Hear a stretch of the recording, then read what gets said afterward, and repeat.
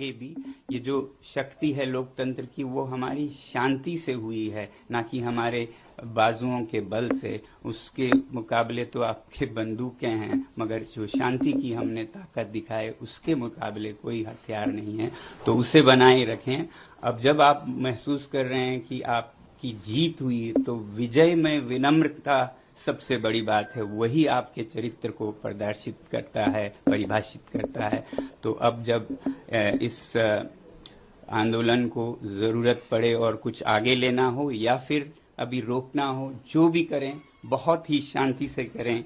मैं ये उम्मीद करता हूं कि एक तरफ जब जवाबदेही हमें मिली इस बार की, तो अब सुधार पर काम करने की जरूरत है। केवल एक इस्तीफा से, रेजिग्नेशन से राष्ट्र नहीं बनता है।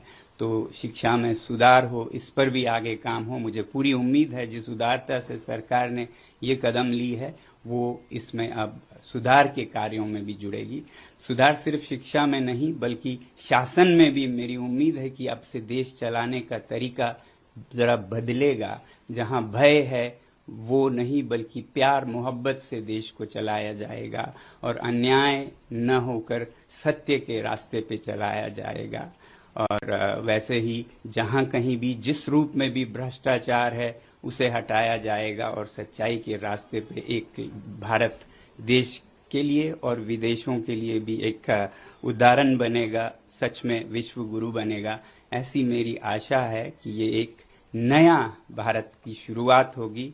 मैं उम्मीद करता हूं सरकार से कि इस बदलाव के साथ ही बहुत से और बदलाव भी लाएंगे शासन चलाने के तरीकों में भी।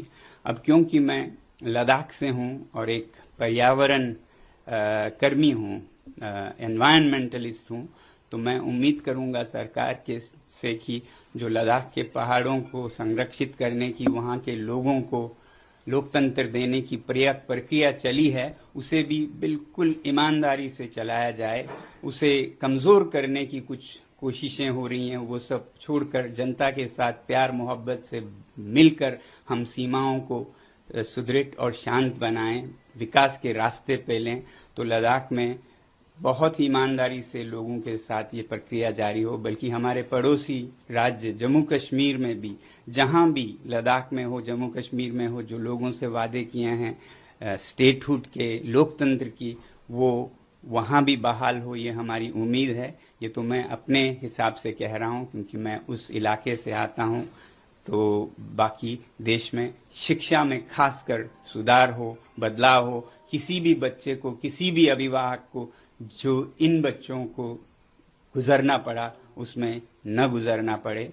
मैं आभारी हूं पूरे देश का और युवा पीढ़ी का और सरकार का भी बहुत बहुत धन्यवाद।